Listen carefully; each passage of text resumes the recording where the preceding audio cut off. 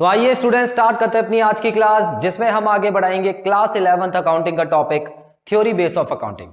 So students, theory base of accounting में आज की क्लास में मैं आपके लिए लेके आया हूं अकाउंटिंग का एक बहुत इंपॉर्टेंट प्रिंसिपल, जिसका नाम है dual aspect principle. So students, dual aspect principle आपकी बुक का नाम जो है डबल एंट्री सिस्टम, उसको भी बनाता है। कहने का मतलब, अगर ये प्रिंसिपल नहीं होता तो हम डबल एंट्री बुक में जो भी पढ़ने वाले हैं वो कुछ भी नहीं होता। सो स्टूडेंट्स, बहुत इंटरेस्टिंग क्लास होने वाली है डुअल एस्पेक्ट प्रिंसिपल की, और सबसे ज्यादा इंपॉर्टेंट प्रिंसिपल माना जाता है अकाउंटिंग में। सो आइए स्टूडेंट्स, डुअल एस्पेक्ट प्रिंसिपल के बारे में समझने की कोशिश करते हैं। देखिए, डुअल का मतलब ये होता है दो तरफा, जिसका असर, कोई भी ऐसी चीज जिसका असर दो तरफा हो उसको हम डुअल एस्पेक्ट बोल सकते हैं। सो स्टूडेंट्स, अकाउंटिंग को समझने के दो तरीके होते हैं, एक होता है डेबिट और एक होता है क्रेडिट। आपने सुना होगा, अभी तक आपने ये दो वर्ड्स तो सुने होंगे, लेकिन हालांकि ये किस तरह से काम करते हैं इसको क्लियर हम बाद में करेंगे। क्यों? क्योंकि ये जो तीन गोल्डन रूल है अकाउंटिंग के, जब वो चैप्टर आपको मैं पढ़ाऊंगा तब ये आपको तीनों रूल क्लियर होंगे। लेकिन फिलहाल आपको बस इतना समझ के चलना है कि जब भी आप अकाउंट्स पढ़ेंगे तो ये दो वर्ड आपको हमेशा दिखेंगे, जिनमें से पहला है डेबिट और दूसरा होता है क्रेडिट। अब ये किस तरह से वर्क करते हैं ये मैं आपको बताऊंगा, लेकिन सबसे पहले आपको मैं डुअल एस्पेक्ट के बारे में कुछ चीजें बताता हूं। देखिए students, dual aspect principle directly बोलता है कि अगर कोई भी ट्रांजैक्शन आप करते हैं, चाहे छोटी बड़ी कोई भी ट्रांजैक्शन अगर आप करते हैं, तो उसका असर अकाउंटिंग के दोनों एस्पेक्ट पे पड़ेगा, डेबिट पे भी और क्रेडिट पे भी। और इस तरह से पड़ेगा कि डेबिट जितना होगा हमेशा क्रेडिट के बराबर ही होगा, या अगर क्रेडिट में चेंज आता है तो वो हमेशा डेबिट में जो चेंज आया है उसके बराबर होगा, जिसकी वजह से एंड में जब भी आप डेबिट को और क्रेडिट को टोटल करने की कोशिश करोगे तो उसका आंसर भी हमेशा बराबर आएगा। अब ये डेबिट वर्ड है क्या और क्रेडिट वर्ड क्या है? स्टूडेंट्स देखिए, अगर आप, अभी तो पूरा प्रिंसिपल आपको नहीं बता रहा हूं मैं, जो पूरा रूल्स हैं वो तो हम बाद में ही करेंगे, लेकिन फिलहाल आप बस इतना समझ लीजिए, डेबिट बेसिकली कंपनी की एसेट्स के साथ रिलेट होता है, कंपनी की संपत्ति के साथ। तो जब भी कंपनी की संपत्ति बढ़ती है तो उसको डेबिट बोला जाता है, ठीक है। और क्रेडिट कब बोला जाता है? जब कंपनी के ऊपर उधार बढ़ता है तो उसको क्रेडिट बोला जाता है, ठीक है। अभी बस आप इतना समझिए ताकि आप और कंफ्यूज ना हो। तो बेसिकली डेबिट कंपनी के लिए अच्छा होता है, क्योंकि अभी मैं वो एक्सपेंस और इनकम वाला प्रिंसिपल, जिन स्टूडेंट्स को जो तीनों रूल आपने पढ़ चुके हैं, मैं उनको ये बताना चाहूंगा, मैं अभी एक्सपेंस और इनकम वाला प्रिंसिपल जो है, ये रूल जो है वो नहीं अप्लाई कर रहा हूं। अभी मैं रियल अकाउंट वाला और नॉमिनल और पर्सनल अकाउंट वाला ही रूल बच्चों को बता रहा हूं, ठीक है। तो डेबिट हो गया कंपनी के लिए अच्छा, क्योंकि उसकी वजह से कंपनी की संपत्ति बढ़ती है, और क्रेडिट हो गया कंपनी के लिए एक तरह का बोझ, क्योंकि उससे कंपनी के ऊपर लायबिलिटी बढ़ती है।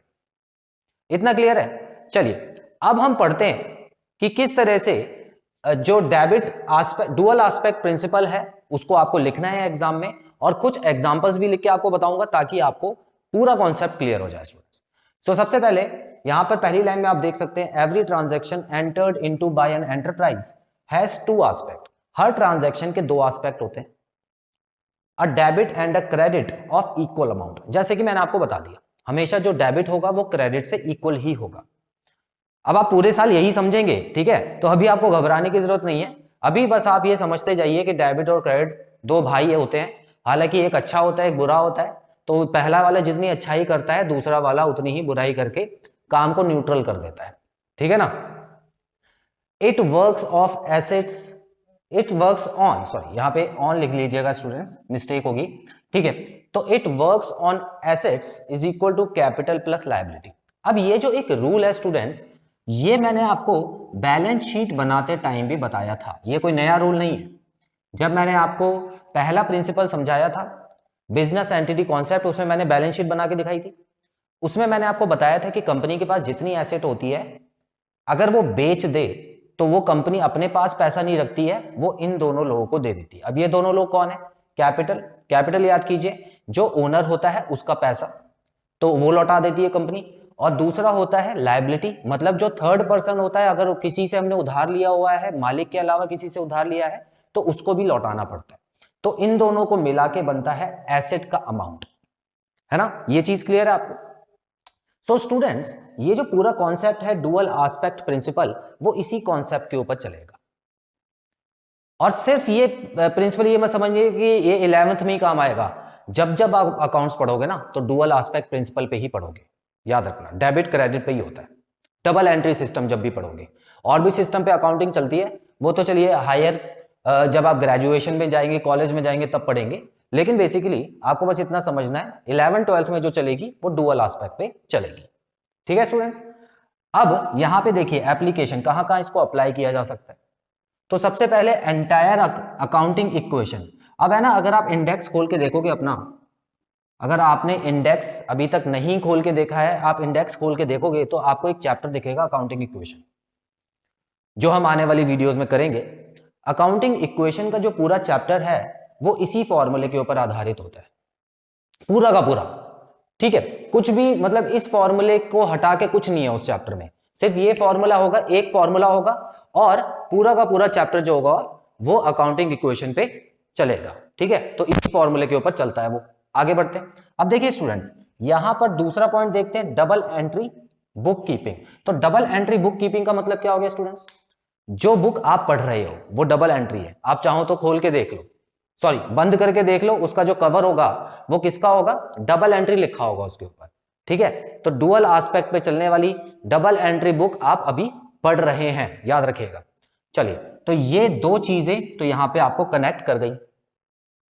अब मैं कुछ एग्जांपल्स लेके आपको बता देता हूं ताकि आपके मन में कोई डाउट ना रहे। ठीक है, अब एक चीज देखना स्टूडेंट्स, एक ट्रांजैक्शन हुई है बिजनेस में, बिजनेस की सबसे स्टार्टिंग ट्रांजैक्शन ही ले लेते हैं, जिसमें क्या हुआ, मान लेते हैं रमेश का बिजनेस था, रमेश का बिजनेस था और उसने स्टार्ट किया है business, started business with cash 1 lakh. ठीक है, उसने 1 लाख रुपए से अपना बिजनेस शुरू किया। अब मैंने आपको बिजनेस एंटिटी कॉन्सेप्ट में बताया था कि बिजनेस और जो ओनर होता है उनको दोनों को अलग समझा जाता है। तो जो कंपनी होगी, ठीक है, जो अकाउंटेंट बैठा होगा कंपनी के अंदर, वो कहां पे रिकॉर्ड करेगा? देखिए वो, अब डुअल एस्पेक्ट में देखते हैं, ये हो गया डेबिट, ये हो गया क्रेडिट। अब मैंने आपको बताया कि डेबिट क्या होता है, जब भी कंपनी की कोई संपत्ति बढ़े, कंपनी के पास पैसा आता है तो उसको डेबिट कर लिया जाता है। तो कंपनी तो कैश के नाम से उसको बढ़ा लेगी, 1 लाख रुपए बढ़ जाएगा। ठीक है, चलिए यहां पे अमाउंट लिख देता हूं मैं, कैश बढ़ा कितने से? 1 लाख रुपए से कैश बढ़ा। ठीक है, अच्छा कंपनी है ना, इसको एक और जगह रिकॉर्ड करेगी क्योंकि ये कैश उसका थोड़ी है, ये तो है तो मालिक का। और बिजनेस एंटिटी कॉन्सेप्ट के हिसाब से मालिक का पैसा होता है उधार का पैसा। ठीक है, और जिसको किस नाम से रिकॉर्ड करती है कंपनी? जिसको करती है कैपिटल अकाउंट के नाम से, कैपिटल अकाउंट। ठीक है, तो कैपिटल अकाउंट हो गया क्रेडिट साइड, क्योंकि ये तो उधार बढ़ गया। क्रेडिट साइड क्या बताई मैंने? उधार। और डेबिट साइड बताई खुद का पैसा। तो कंपनी उसको खुद के पैसे में जरूर लिखेगी, लेकिन अपने ऊपर जो उधार है, जितना उधार बढ़ा वो भी लिखना पड़ेगा कंपनी को। तो यहां पर क्रेडिट साइड में कंपनी लिख देगी 1 लाख रुपए। तो हो गया ना डुअल एस्पेक्ट, एक ही ट्रांजैक्शन हुआ है, ट्रांजैक्शन एक ही हुआ है, लेकिन उसको दो तरीके से, दो पहलू है उसके, एक डेबिट और एक क्रेडिट। आई होप चीज क्लियर है। दूसरा पढ़ते हैं स्टूडेंट्स, एक और कर लेते हैं। चलिए मान लेते हैं कि रमेश ने पैसा निकाला, ठीक है ना, ड्राइंग्स की। तो ये दूसरी वाली एंट्री डाल रहा हूं, ये पहली वाली एंट्री होगी। सो ड्राइंग्स मेड बाय रमेश। तो रमेश ने 10,000 रुपए कंपनी से निकाले, 10,000 रुपए कंपनी से निकाले। ठीक है, कर देते हैं। तो हमको ये बात पता है, जब कंपनी से 10,000 रुपए निकाले होंगे तो जो कैपिटल है वो कम हुई होगी। क्यों? क्योंकि कंपनी तो बोलेगी ना, भाई देखो ये है ना, 10,000 रुपए ले तो रहे हो आप, लेकिन ये आपने जो उधार दिया हुआ है ना मुझे, उसमें से मैं काटूंगी। ठीक है, ये मत समझना कि अलग से आप अभी निकाल के ले जा रहे हो। जो आपने 1 लाख रुपए मुझे दिया हुआ है उसमें कम हो जाएंगे। तो अगली बार जब आओगे ना तो ये समझ के आना कि मेरे पास 90,000 रुपए उधार है। इतना क्लियर? तो यहां पर 10,000 रुपए से जो कैपिटल है वो कम हो गई। उसके अलावा कंपनी ये भी बोलेगी, कंपनी अपने कैश अकाउंट में जहां पर उसने कैश का अमाउंट रखा हुआ था उसमें से 10,000 रुपए कम हो जाएंगे, तो कंपनी यहां पर भी 10,000 रुपए कम कर देगी। अच्छा, एक इंटरेस्टिंग चीज बताता हूं, ये जो डेबिट है ये कैश अकाउंट, सॉरी यहां पे कैश आएगा, थोड़ी सी मिस्टेक होगी, तो यहां पे कैश आएगा, तो कैश अकाउंट रिलेट करता है एसेट से, और ये कैपिटल अकाउंट यहां पर। तो आप देख लो, अभी मान लेते हैं कोई भी लायबिलिटी नहीं है कंपनी के पास, तो एसेट जितनी बढ़ रही है और कम हो रही है, कैपिटल भी तो उतनी ही बढ़ रही है और कम हो रही है, तो इसकी वजह से इक्वल आंसर आएगा। क्या ये बात क्लियर है? अब आगे देखते हैं, तीसरी एंट्री भी देख लेते हैं। तीसरी एंट्री में हम मान लेते हैं कि हमने कहीं से उधार लिया है, ठीक है ना, उधार में हमने परचेज किया है, तो परचेज्ड फ्रॉम राम, ठीक है, राम से हमने परचेज किया है और 50,000 का सामान था, 50,000 रुपए का सामान था, ठीक है। तो 50,000 रुपए का जो ये सामान था, अब यहां पे देखिए कहीं नहीं लिखा कि मैंने कैश में खरीदा, तो जाहिर सी बात है मैंने उधार में लिया, ठीक है, इतना क्लियर। अब देखिए स्टूडेंट्स, अब जब भी उधार में लूंगा तो ये भी दो जगह एंट्री जाएगी, कहां कहां, एक तो डेबिट में जाएगी, एक क्रेडिट में जाएगी। कैसे? देखिए डेबिट में तो मेरी एक तो एसेट बढ़ गई, किस नाम से बढ़ेगी, परचेजेस के नाम से, या आप चलिए ऐसा मान लो स्टॉक के नाम से, ठीक है, स्टॉक, मेरे पास कुछ सामान आया, कितने का आया, 50,000 रुपए का सामान। इस बार कैश मत बढ़ा देना क्योंकि पूरी ट्रांजैक्शन में कैश का कुछ लेना देना नहीं है, ठीक है। तो स्टॉक बढ़ा 50,000 रुपए से, और क्या हुआ, मेरे ऊपर उधार बढ़ गया है, तो यहां पर जब मैं उधार बढ़ाऊंगा तो उसको डालूंगा लायबिलिटी में, ठीक है, कैपिटल में मत डाल देना, लायबिलिटी भी बढ़ी है 50,000 रुपए से। क्यों? क्योंकि कैपिटल लायबिलिटी में मैंने आपको फर्क बताया था, क्या फर्क होता है, कैपिटल होता है मालिक का उधार, लायबिलिटी होता है किसी तीसरे पर्सन का उधार। क्लियर? ठीक है, तो अब आप देख सकते हो ये भी डेबिट साइड में आता है, और स्टॉक क्योंकि एक हमारी संपत्ति है, ठीक है, हमारी प्रॉपर्टी है, तो उसको मैं एसेट साइड में ही रखता हूं, तो यहां पे एसेट बढ़ गई, और ऊपर से लायबिलिटी, तो इस बार लायबिलिटी बढ़ गई, ठीक है ना। तो देख लो, या तो कैपिटल या लायबिलिटी, दोनों में से कुछ एक ना एक चीज बढ़ रही है। तो इसीलिए इस फॉर्मूले को डुअल एस्पेक्ट का गोल्डन फॉर्मूला माना गया है। इस फॉर्मूले को आप अप्लाई करेंगे, ये हमेशा काम करता है, इसमें कोई भी आप कभी भी ऐसा नहीं समझेंगे कि एसेट ज्यादा और ये वाली साइड जो है वो कम आ जाएगी, या कुछ उल्टा पुल्टा हो जाएगा, हमेशा आंसर बराबर आएगा। और अगर कम ज्यादा आ रही है तो समझ लो आपकी कैलकुलेशन में गलती है, उसको फिर आपको चेक करना होगा। तो जब अकाउंटिंग इक्वेशन पढ़ेंगे तो अच्छे से समझाऊंगा स्टूडेंट्स। सो यहां पर आपने ये देखा कि किस तरह से डबल एस्पेक्ट पे हर कोई ट्रांजैक्शन चलती है। एक और चीज यहां पे बताना चाहता हूं, ऐसा जरूरी नहीं है कि हमेशा ये चीज बढ़े और ये चीज बढ़े, या ये चीज कम हो और ये चीज भी कम हो, ठीक है। कभी कभी क्या होता है, ध्यान से समझिएगा, कभी कभी एसेट बढ़ती है और उसी ट्रांजैक्शन में ना एसेट कम भी हो जाती है, एक ही ट्रांजैक्शन में, ठीक है, एसेट बढ़ती है और एसेट कम हो जाती है। कैसे? इसका भी एग्जांपल समझिए। मान लेते हैं कि मैंने कैश में मशीनरी खरीदी, ठीक है, मशीनरी परचेज्ड फॉर कैश, 50,000 रुपए की मशीन खरीद ली मैंने। अब 50,000 रुपए की मशीन को मैं किस तरह से दिखाऊंगा, एक तो मेरी एसेट बढ़ गई क्योंकि मशीन आई और मशीन को मैं एसेट समझता हूं, ठीक है, तो एसेट बढ़ गई ना 50,000 से, और दूसरी एसेट कम हो गई, कौन सी, कैश, तो कैश जो था वो चला गया 50,000 रुपए, तो ये दोनों, एक कम हुआ और दूसरा ज्यादा हुआ है, लेकिन रहेगी इक्वेशन बराबर ही। जब टोटल करोगे तो बराबर इक्वेशन तो बराबर ही आएगी ना, जाहिर सी बात है। सो हमेशा डेबिट क्रेडिट होता है।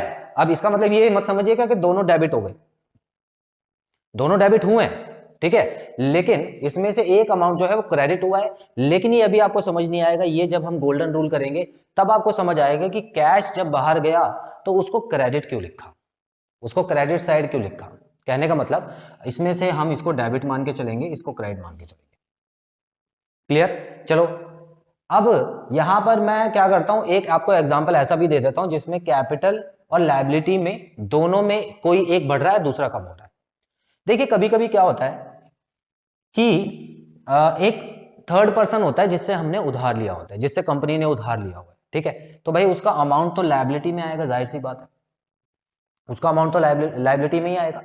तो मान लेते हैं कि उस पर्सन ने 20,000 रुपए का हमको एक लोन दिया हुआ था, हमको क्रेडिट दिया हुआ था, तो इसीलिए प्लस 20,000 उसका लायबिलिटी में दिखा रहा था। अब हमने क्या किया स्टूडेंट्स, हमने उसको एक ऑफर दिया, हमारी स्थिति ऐसी नहीं थी कि हम उसके पैसे लौटा पाए, ठीक है। तो मैंने उसको एक ऑफर दिया कि आप हमारे लिए एक लायबिलिटी हो, ठीक है ना, आप क्रेडिटर हो, तो अगर मैं आपको अपनी कंपनी में एक पार्टनर बना लूं तो क्या आप इस पे मंजूरी दोगे? ठीक है, मैंने उसको डायरेक्ट ऑफर दे दिया कि देखिए पैसा मैं आपको नहीं लौटा पाऊंगा, लेकिन आप क्या करो, आप मेरी कंपनी के पार्टनर बन जाओ और जो पैसा उधार आपने दिया हुआ है ना उसको कैपिटल बना लो, ठीक है। तो ऐसा भी पॉसिबल होता है। अगर वो मान गया तो वो क्या हो जाएगा स्टूडेंट्स, वो हो जाएगा हमारा एक पार्टनर हो जाएगा, और पार्टनर की कैपिटल होती है क्योंकि वो तो मालिक बन गया ना, तो अब उसको हम उसके उधार को कैपिटल के नाम से जानेंगे, जो कंपनी होगी वो कैपिटल के नाम से उसके उधार को जानेगी, ना कि लायबिलिटी। तो ऐसी ट्रांजैक्शन अगर हो जाती है तो स्टूडेंट्स यहाँ पे 20,000 माइनस हो जाएगा और यहीं पे 20,000 प्लस हो जाएगा, जिससे जो अकाउंटिंग इक्वेशन है वो बराबर ही आएगी, ठीक है। तो इस तरह से ये जो अकाउंटिंग इक्वेशन है ये डबल एस्पेक्ट दिखाती है, डुअल एस्पेक्ट दिखाती है अकाउंटिंग का। सो जब हम ये चैप्टर करेंगे अकाउंटिंग इक्वेशन तो आपको बहुत डिटेल में समझ आएगी कि मैं ये जो प्रिंसिपल है उसके बारे में आपको क्या बता रहा हूं। सो स्टूडेंट्स यहां पे खत्म करते हैं अपनी आज की क्लास, और आई होप आपको जो डुअल एस्पेक्ट का प्रिंसिपल है आपको अच्छे से समझ आया और कोई भी डाउट नहीं होगा। सो बहुत ही जल्द अपनी अगली क्लास में मिलते हैं जिसमें मैं आपके लिए अकाउंटिंग प्रिंसिपल का एक नया टॉपिक लेके आऊंगा जिसको हम डिटेल में पढ़ेंगे। Till then students, take very good care of yourselves, have a nice time, God bless you, bye bye.